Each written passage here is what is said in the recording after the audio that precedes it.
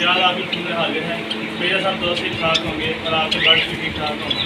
आज मैं आपकी सूरत हाजिर हुआ गर्मी के हवाले से कि गर्मी में हम अपने परिंदों को क्या क्या चीज़ें प्रोवाइड करें तो वो सर्वाइव कर पाते हैं और उससे हमें कोई नुकसान भी नहीं होता। तो फीड आपके शेड में आ रही होती हैं, उनसे बचने के लिए आपने परिंदों को क्या क्या चीज़ें इस्तेमाल करवानी है। तो वक्त तो जाएगी अब यार चलते हैं वीडियो की तरफ।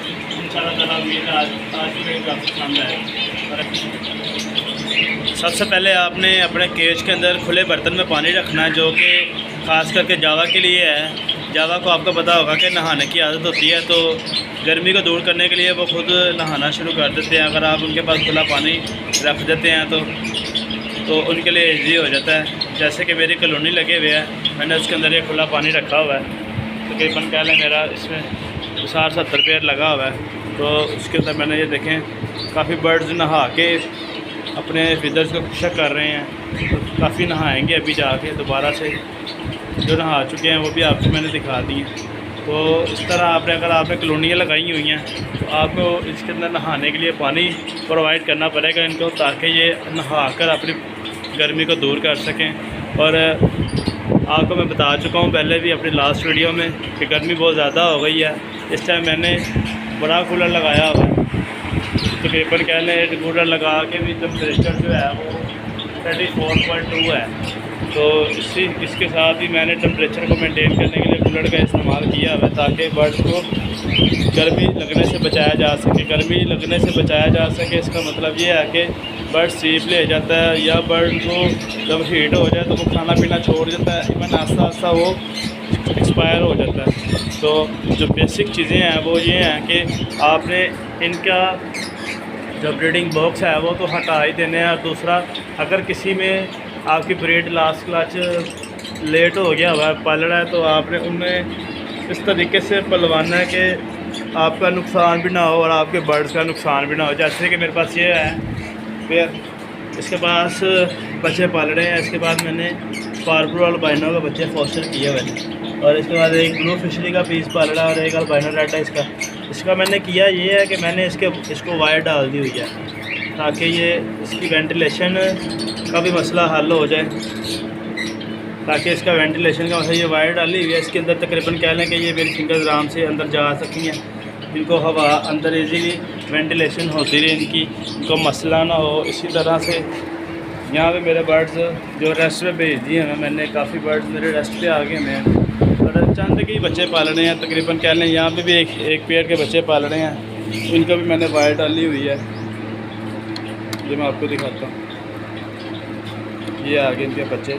तकरीबन कह लें कि अभी इन्हें 15-20 दिन और लगेंगे, फिर ये आएंगे केज से बाहर। जैसे ये बॉक्स से बाहर आएंगे तो मैं इन्हें अलग कर दूँगा, यानी कि इनका जो बॉक्स है वो इसे रिमूव कर दूँगा।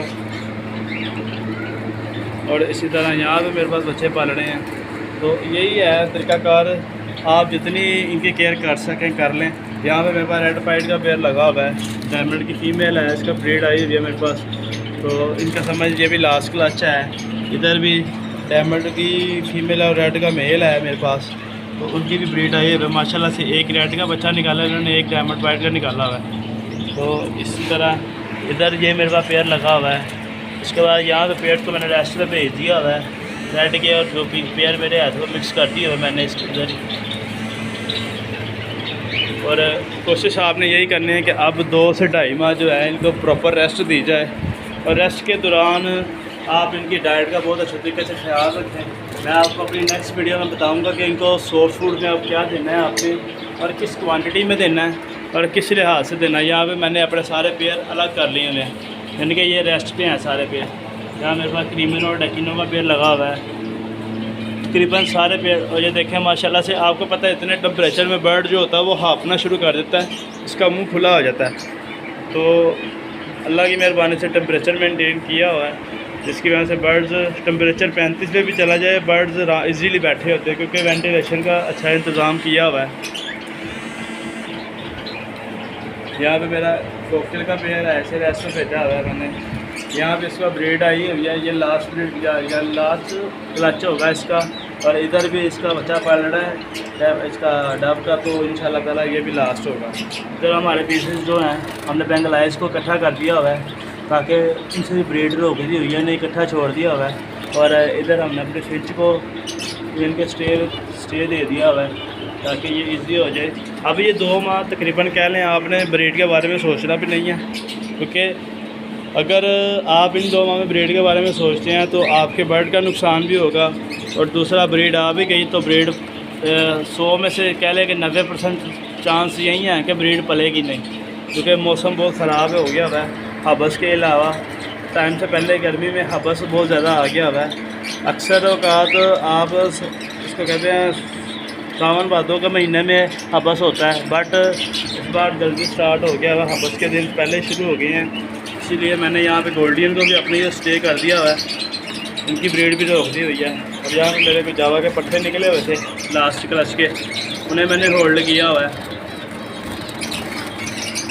इन्हें मैंने होल्ड कर दिया हुआ है यहाँ पे और फ्लाइंग में छोड़ दिया हुआ है। यहाँ पे फ्रिंज का जो लास्ट क्लच निकला हुआ था वो बच्चे इनके पास ही हैं, और इसका जो ब्रीडिंग बॉक्स है या मटका जो भी आप कह लें वो मैंने हटा दिया हुआ है। यहाँ पे मेरे फ्रिंज का एक बार बच्चे पाल रहे हैं इसके पास, जैसे ही इसके बच्चे पल के कुछ से बाहर आ जाएंगे ये भी हटा दिया जाएगा। और इसी तरह मेरे पास ये फ़ोन सेपरेट का पेयर लगा हुआ है, यहाँ पे भी पेयर लगा है फ़ोन का, और इसी तरह मेरे ये फ़ोन्स के पेयर लगे हुए हैं माशाल्लाह से, इनको भी मैंने स्टे दे दिया हुआ है। और यहाँ पे मेरा जो मैंने अल्बाइनो का क्लच जो है था फोस्टर किया हुआ था इधर, तो इनके भी मैंने अभी माँ बाप के साथ ही छोड़ा हुआ है, क्योंकि अब ब्रीडिंग बॉक्स हटा दिया हुआ है तो इनके साथ रहने में कोई मसला नहीं है। ये अच्छे तरीके से सेल्फ हो जाएंगे, खा पी रहे हैं तो इनके साथ ही रहने में इनका कुछ बुरा नहीं होगा और ना ही इन्हें मारेंगे, क्योंकि अक्सर औकात जब बर्ड के बच्चे सेल्फ हो जाते हैं तो वो उन्हें मारना शुरू इसलिए कर देते हैं क्योंकि वो नेक्स्ट ब्रीड की तरफ जाना चाह रहे होते हैं। तो अब आपने इनका ब्रीडिंग बॉक्स ही हटा दिया हुआ है तो ये नेक्स्ट ब्रीड की तरफ जाने की सोचेंगे भी नहीं। इसी तरह मैंने यहाँ पे भी अल्बाइनो का पेयर एक फोस्टर किया हुआ था, माशाल्लाह से 5 बच्चे इनके पले हुए हैं, ये भी इनके साथ ही मैंने छोड़े हुए हैं। अब इधर आ जाए हमारे पास, ये हमारे लगे हुए हैं ब्लू फिशरी है, इसमें ब्लू पेस्टल है, स्प्लिट टिनो है, ये पीस मैंने इकट्ठे छोड़े हुए हैं। अभी जगह कम होने की वजह से मैंने इकट्ठा छोड़ा हुआ है, तकरीबन इंशाल्लाह ताला बड़ी उम्मीद है कि 1-2 हफ्ते में केजेस नए आ जाएंगे तो इन्हें भी पेयरिंग करके 1 बाय 1 शिफ्ट कर देंगे केज के अंदर। तो ये रही मेरी शेड की प्रोग्रेस जो मैंने आपको साथ शेयर करनी थी कि और अपने गर्मियों में परिंदे को रेस्ट पे वैसे भेजना है, और जिन बर्ड्स की आप ब्रीड ले रहे हैं उनके मुतल्लिक़ बात हो जाए तो उनका कहने का मतलब मेरा यही है था कि अगर आप के चंद बर्ड ब्रीड कर रहे हैं तो उन्हें आपने जो सॉफ्ट फूड है उसकी जो क्वांटिटी है वो तो कम कर देनी है, और दूसरा जो रेस्ट पे बर्ड आ गए हुए हैं आपके उन्हें आपने टोटली सॉफ्ट फूड जो है वो 1 दिन देना है और 2 दिन छुट्टी पे देनी है उनको, यानी कि रेगुलर सॉफ्ट फूड ना दें। ये मैं अपने तरीक़ाकार की बात कर रहा हूँ, हर बंदे का अपना तरीक़ाकार होता है, जो मैं अपने शेड में इस्तेमाल कर रहा हूँ मैं वो आपके साथ शेयर कर रहा हूँ कि मेरा ये रूटीन बन गई हुई है। चाहे वो फिंचेस हैं, गोल्डियन है, डव है या कोई भी बर्ड है मेरे पास, तो मैं कोशिश यही करता हूँ कि उन्हें सॉफ्ट फूड जो है वो हफ्ते में 2 दिन दूँ, 2 दिन से ज़्यादा मैं सॉफ्ट फूड ना दूँ उन्हें, क्योंकि इससे ये होता है कि बर्ड एक तो रेस्ट पे आया होता है। अंडे में आपको पता है अंडा ब्रेड हो गया, सब्जियां हो गई, तो ये चीज़ें जो है ना आपने इस्तेमाल तो बंद नहीं करवाना पर कम कर देना है। इससे ये होगा रेगुलर इस्तेमाल करवाने से ये नुकसान हो जाता है, बर्ड ब्रीड पे तो होता नहीं है, तो उन्हें चर्बी होने का खदशा हो जाता है, फिर उन्हें चर्बी ले जाता है बर्ड तो उसका नुकसान होना शुरू हो जाता है। बाद में आप फिर खुले फ्लाइंग छोड़ रहे हो या से का सिरका वगैरह यूज़ करवाना पड़ जाता है, वो बाद की मसले पैदा होना शुरू हो जाते हैं। तो इससे बचने के लिए आपको चाहिए कि आप इनका सॉफ्ट फूड है वो हफ्ते में 2 दिन कर दें। और दूसरी बात, जिनके पास बच्चे पाल रहे हैं आपके, उन्हें आपको रेगुलर ही सॉफ्ट फूड देना पड़ेगा, और सॉफ्ट फूड के अंदर जो चेंजिंग्स हैं वो ये करनी है आपने। एक तो आपने सॉफ्ट फूड के अंदर कह लें अंडा जो है अंडों की मिकदार कम करनी है, यानी कि अंडे की सफ़ेदी डालनी है, सिर्फ जो जर्दी है अंडे की जर्दी नहीं डालनी इसके अंदर, क्योंकि वो हीट करती है। और दूसरा आपने सिर्फ अंडा, ब्रेड, अंडे का छिलका और कोई भी एक सब्ज़ी का इस्तेमाल करना है, इसके अलावा आपने कोई और चीज़ नहीं ऐड करनी। जैसे हम सर्दियों में सीज़न में चीज़ें यूज़ करते हैं, गर्म चीज़ों का इस्तेमाल कर लेते हैं, बीच में काफ़ी चीज़ें पड़ जाती हैं, केटी फीड वगैरह हो गई, तिल अलसी वगैरह हो गई, सरसों हो गया, उसके बाद और भी चंद चीज़ें पड़ती हैं। तो इस मौसम में आपने सिर्फ कोशिश यही करनी है कि सिंपल चीज़ें दें ताकि आप इजीली अपना लास्ट क्लच जो है ना वो सेव कर सकें। लास्ट क्लच सेव करेंगे तो इंशाल्लाह ताला जैसे ही आपके लास्ट क्लच के बच्चे बॉक्स से बाहर आना शुरू हो जाए तो आप बॉक्स हटाना शुरू कर दें। ज़्यादा सॉफ्ट फूड देने से आपको नुकसान क्या हो सकते हैं वो मैंने आपको बता दिया है। और जो ब्रीड पे हैं, जो ब्रीड पाल रहे हैं, उन्हें आपने सॉफ्ट फूड वही मिकदार में देना है जैसे आप दे रहे हैं। बस उनमें चीज़ें जो ऐड करनी है वो आपने कम कर देनी है। सिर्फ अंडा ब्रेड डालना है और एक सब्ज़ी सिर्फ, वो कोई भी हो सकती है। आप गाजर डाल लें, आप पुदीना डाल सकते हैं, आप बंद गोभी डाल सकते हैं, चुकंदर डाल सकते हैं, शिमला मिर्च का इस्तेमाल कर सकते हैं, पर ये भी आपने लिमिट में रहते हुए करना है। और दूसरा सबसे मेन बात, आपने जो इनको पानी है, पानी के अंदर इलेक्ट्रोलाइट यूज़ करवाना है। इलेक्ट्रोलाइट यूज़ करवाने का जो तरीक़ाकार है वो इनका ये होना चाहिए कि आपने हफ्ते में 2 बार इलेक्ट्रोलाइट यूज़ करवाना है। यानी कि कह लें कि 2 बार करवाने से मतलब ये है कि लगातार 2 बार नहीं करवाना। अगर आपने पीर वाले दिन करवाया है तो आपने जुमेरात को दोबारा से इलेक्ट्रोलाइट यूज़ करवा देना है इन्हें। ठीक हो गया। इलेक्ट्रोलाइट पीर और जुमेरात का दिन रख रहे हैं। और संडे का दिन जो है वो एक दिन जो मैं फिर कह रहा हूँ, हर बंदे का अपना तरीक़ाकार है, तो मैं जो खुद यूज़ कर रहा हूँ मैं आपको वही बात बताऊँगा। और मैंने संडे को ORS यूज़ करवाना होता है, यानी कि ये सिंपल साशे आपको पता है मिल जाता है मार्केट से ORS का। ये तरीका इस्तेमाल इसका ये है कि आपने इसको 1 लीटर में कह लें कि 1 ग्राम कर लें, या 10 लीटर की बाल्टी अगर आपका 10 से 11 लीटर पानी लग रहा है तो आपने इसके अंदर इसको एक साशे को मिक्स कर लेना है। 10 से 11 लीटर के अंदर एक साशे मिक्स कर लेना, जो कैजुअल साशे मिलता है इसका रेगुलर, वो यूज़ करवा देना है इसे, ताकि इनका ज़्यादा मिकदार भी ना दिया जाए और ये जितना इनको चाहिए बस उसी तरह का मिल जाए इन्हें। इससे ये होगा कि बर्ड्स के अंदर इलेक्ट्रोलाइट्स की कमी जो होगी, और ORS के अंदर आपको पता है कि इंसान के लिए भी बड़ा फ़ायदेमंद है। बाकी आपकी अपनी मर्ज़ी है, जो आप चीज़ें इस्तेमाल करवा रहे हैं वो भी वेल एंड गुड है, तो आपकी तसल्ली है उन पे, तो वो आप यूज़ करवाएं उन्हें। मैं तो अपने शेड में ये करवा रहा हूँ, हफ्ते में 2 दिन इलेक्ट्रोलाइट आपने बर्ड स्टॉप पे लेनी है। अगर आप लाहौर में रहते हैं तो आप पाकिस्तान स्टोर से ले सकते हैं जाके, नहीं तो किसी भी अच्छी पेट शॉप से जाके आप ले सकते हैं। हफ्ते में 2 बार आपने इलेक्ट्रोलाइट यूज़ करवा देना है और एक दिन आपने ORS यूज़ करवा देना। ये मैं अपने रूटीन बता रहा हूँ। और कोशिश ये करनी है कि आपने अपने शेड के अंदर कोई फालतू चीज़ नहीं रहने देनी। जैसे कि मेरे काफ़ी केजेस हैं ऐसे, मैंने अपने बर्ड रूम में तकरीबन कह लें जो मेरा केज इस्तेमाल में है मैंने बस वही लगाए हुए हैं। फालतू चीज़ कोई भी नहीं शेड में रखी, क्योंकि जितनी फालतू चीज़ें शेड के अंदर आपने रखी होंगी वो यानी कि हीट सक करती हैं, तो टेम्परेचर में मज़ीद इजाफ़ा कर देती हैं। तो कोशिश आपने यही करनी है कि अपने शेड में फालतू चीज़ कोई नहीं रखनी, ताकि आपके शेड में कम से कम टेम्परेचर नीचे ही रहे और ज़्यादा ना हो। इससे ये 2 फ़ायदे होंगे कि एक तो टेम्परेचर मेंटेन रहेगा और दूसरा आपके बर्ड जो हैं वो भी खुशहाल रहेंगे।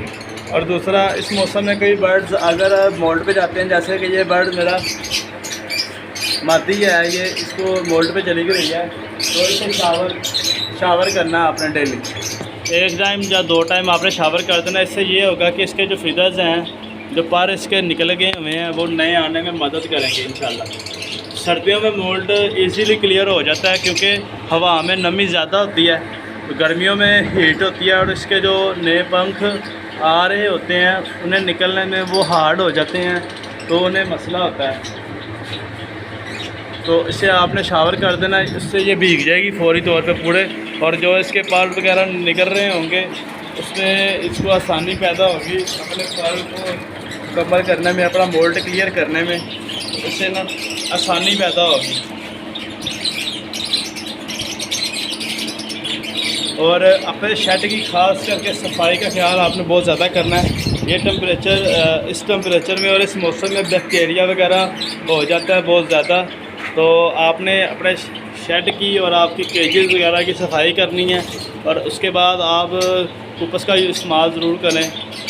ये चींटियाँ वगैरह मक्खी मच्छरों को मारने में बड़ा कामयाब चीज़ है। और इसके अलावा एक और सेट मैं दिखा देता हूँ आपको।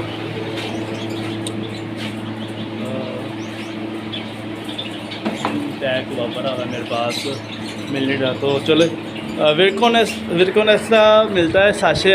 किसी भी अच्छी बर्ड शॉप पे जाकर कहेंगे ना कि मैंने बर्ड रूम में बैक्टीरिया के लिए स्प्रे करना है, तो विरकोनेस्ट का 3 साशों का ना एक सेट होता है, तो वो आपने ले लेना है।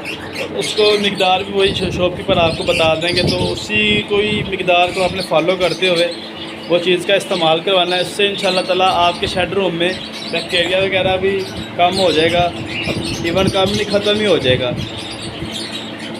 तो उससे भी बड़ी आपको जो प्रॉब्लम हो सकती है वो भी ख़त्म हो जाएगी। तो कोशिश तो यही करता हूँ कि मेरे पास जो भी इल्म है मैं आपसे शेयर कर सकूँ ताकि आपका भी फ़ायदा हो सके। मैं आपसे हमेशा कहता हूँ कि अगर किसी भाई को इससे बेहतर तरीक़ाकार चीज़ें पता हो तो वो मेरे साथ कमेंट सेक्शन में आके मेरे साथ बातें ज़रूर शेयर किया करें ताकि मेरी रहनुमाई भी हो सके। मैं अब आपको शावर करके दिखाता हूँ अपने बर्ड को, आपने शावर कैसे करना है। ये पहली बात तो है, शावर के लिए मैं ये चीज़ें यूज़ करवा रहा हूँ।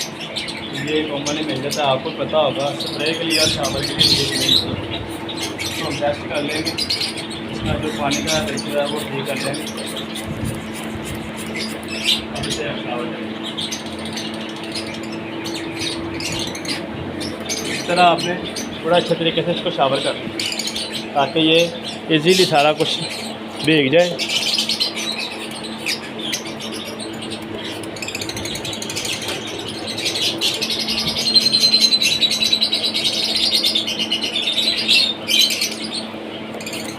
एक तो इससे गर्मी भी दूर हो जाएगी और दूसरा जो इसकी प्लकिंग हो रही है, पर वगैरह जो निकाल रहे हैं उसमें भी ये आसानी पैदा हो जाएगी इसके। ये इसको मैंने शावर कर दिया, देखिए ये इस टाइम फुल भीग गई है। तो इंशाल्लाह ताला इसके जो पर निकल रहे हैं वो उसकी जो जड़ें हैं वो भी नरम हो जाएंगी और इसे पर निकालने में मदद देंगी। ये आपने चीज़ें इस्तेमाल करनी है। और जो आपके पास बर्ड कह लें कि प्लकिंग कर रहे हैं, जैसे कि यहाँ पे आ गया मेरे पास जावा के 2-3 पीस हैं जावा के पट्ठों में, वो भी प्लकिंग पे आए थे। सिल्वर के पीस हैं मेरे पास में। ये बैठा हुआ है, जाली के साथ लटका हुआ है और सामने जाली के साथ लटका हुआ है, इन्हें भी हम शावर कर देते हैं।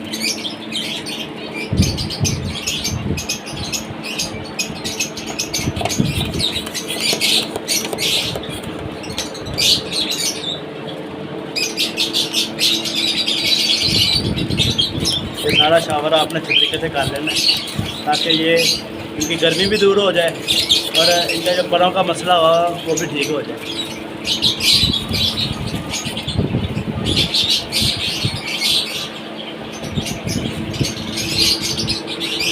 मैंने अपने बर्ड्स को शावर कर दिया अच्छे तरीके से ताकि ये नहा के फ्रेश भी हो जाए और इनके जो परों वगैरह पे कोई मट्टी वगैरह लगी हो या कोई बैक्टीरिया वगैरह हो तो ये भी आपने इस तरह दूर कर देना है।